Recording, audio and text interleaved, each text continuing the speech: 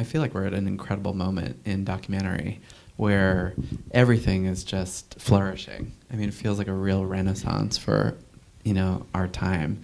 And the ways in which we're making documentary are so different. And the approaches and sort of what we need as documentarians. So certainly, I was going to show this piece, which is a piece I created for the web, which was Trembling on the Road, to launch this campaign with the film. Because right now, I feel like there's a lot of different ways. I mean, and there's only one Julie Goldman. There's only one Jeff Dupre. Like there's a huge need in the field for producers, for team building, for really thinking through, what are the needs now of a documentary, and how do we build people with very different capacities?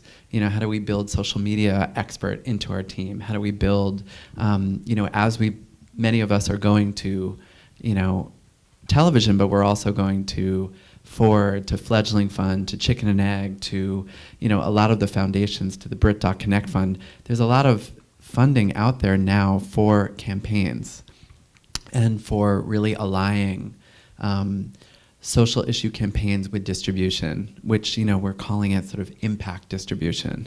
And there's this new rise of the impact producer, which I would say is not yet there, but there are people like Picture Motion or Stephanie Blyer or Caitlin Boyle, and there's a lot of people who are actually working on films, and they don't yet have a name.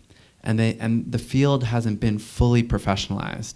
And I feel like what we'll see in 2014 is that, a real cadre of experts that can build their relationships, work with filmmakers like you, and be team members on the level of a producer. It's not just an outreach coordinator. It's someone who's bringing serious expertise, funding relationships, campaign strategy to make sure that films like God Loves Uganda, move into the world in the most dynamic, robust, funded way possible. So impact managers. Impact producers, I would say. It's not even managers. I want to elevate. I think there are a number of us who want to elevate this term and really trying to. So we don't have to do it. Also, we want counterparts so that it's not, because you can't do you really cannot be an impact producer and continue to produce films. That's one, unless you're doing one film. Right. And unless you take a year off. Yeah. At my company, Show of Force, we just did this series, Half the Sky, which is a multi-platform transmedia project with mobile games and a Facebook game and websites and campus ambassador program with 500 universities participating.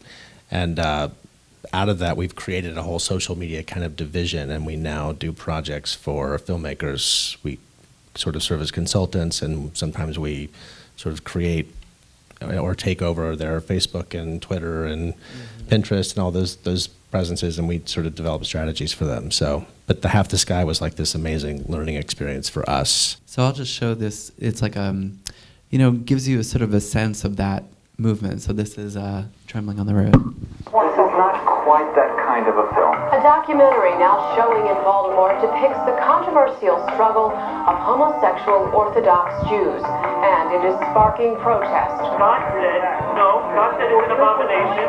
Trembling Before God went way beyond what I ever dreamed or imagined.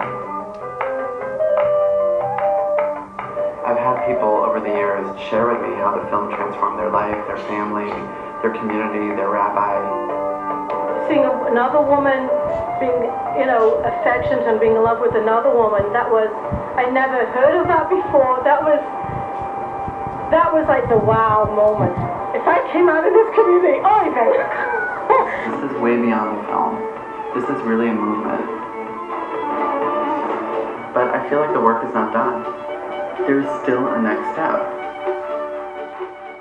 So that was really created for this sort of campaign we were doing to do global DVD house parties with the film. And so it just sort of went all around, and people in all countries and cities and workplaces and synagogues and this was really the follow-up. So, I really want to sort of show that just to give us a sense of, many of our movies are becoming movements.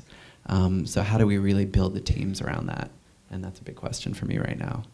Today, there are so many models for distribution, and then on top of that, so many models for outreach, and how do you connect with an audience, and then, you know, in the case of your film or a lot of other films, how do you, I mean, if there is an issue that you want to promote, how do you move that forward? And then the other question is, how do you promote that issue without compromising, you know, your story? You know, or you know, how do you ride that issue of, you know, the challenge of having an issue and not turning your film into agitprop? You know, and I think that's something that a lot of filmmakers also struggle with. So I don't know if, and that's not really a question, but I don't know if you guys have any thoughts on any of that kind of stuff. Well, I think the best way to address these issues is through storytelling, is through telling really powerful stories. And Half the Sky, that's basically what it's all about, is we would go to these very remote places but find characters where the audience could really identify with them. So we're exploring some of the most difficult and challenging issues facing women today, you know, female genital mutilation or maternal mortality or sex trafficking, transgenerational prostitution. But unless you can find a character where the audience can really connect with that person, you know, it just is always there's always gonna be some distance there.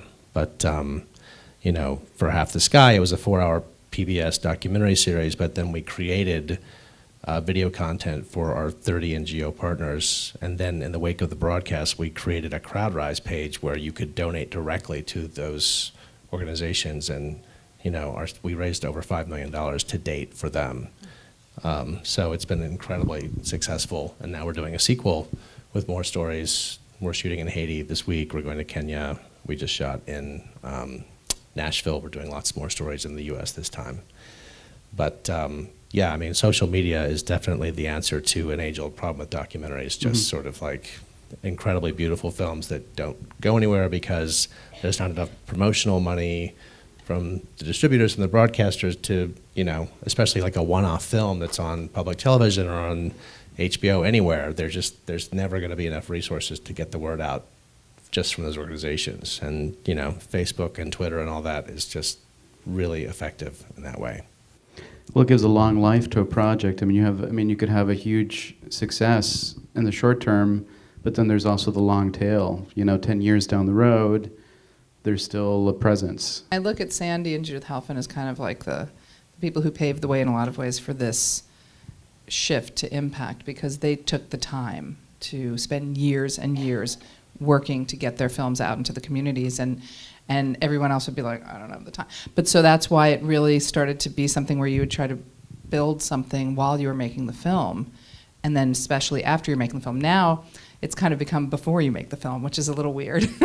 So that's something that we struggle with, because exactly your point, you know, because you know, you really do have to keep your focus on the film as much as possible, but there's this kind of give and take that you need to do. You need to have somebody working on the impact plan and fundraising while you're making the film. And then it gets complicated, because if you do a film with a certain channel or network, they're not going to want your impact to take the lead over their premiere. So there's a huge learning curve for all of us right now. They don't want the impact to take the lead, but then when you're submitting proposals, they all want you to have an outreach plan in place. Oh yeah. Yeah. Absolutely. Well, I mean, I'm talking about like if you work with certain networks, or you know, they're not going to. They do want it. They just don't want it to front and center. You know, Yeah. HBO, BBC. You know, they don't want to have that front and center. They don't want that to kind of take over their moment with the film. So you have to be really cautious about that. And I think meaningful consultation is really my guide around this. It's, you know, filmmaker vision, story is center, and you know, brilliant storytelling comes first, and issue follows. But you know, I do believe in engaging, you know, organizations, experts in the field, you know, in a meaningful consultation relationship where they can give feedback, and can give perspective. But you know, that protects the filmmaker. And I think for me, a producer is so much about protecting the filmmaker, and also about protecting the filmmaker and sustaining the filmmaker. I mean, that's the thing too, is that we're called, you know, if you choose, and I believe that every filmmaker should ask themselves the question of time, energy, and money. Like, you know, after your film is done, do you want to spend 2 years, 3 years, moving your film around the world, or do you have another film that just calls you and you want to just jump on and you're devoted to that? Do you have the passion for the project? Do you burn with it still when you're done, or are you totally burned out and you just want to move on? And also, are there resources? Do you have the money? Do you have the team? Do you have the capability to really resource? Because, filmmakers in that first year aren't necessarily seeing money from their distribution. So there's the like paying rent, paying for healthcare, paying for all the things as you're traveling to festivals and having a great time and making impact. So I really believe that, the producer is there to ensure the sustainability of the director, and to really think about strategically this from the beginning, and the impact producer side by side. So, it's a real calculus that we all have to ask and be really like searingly honest with ourselves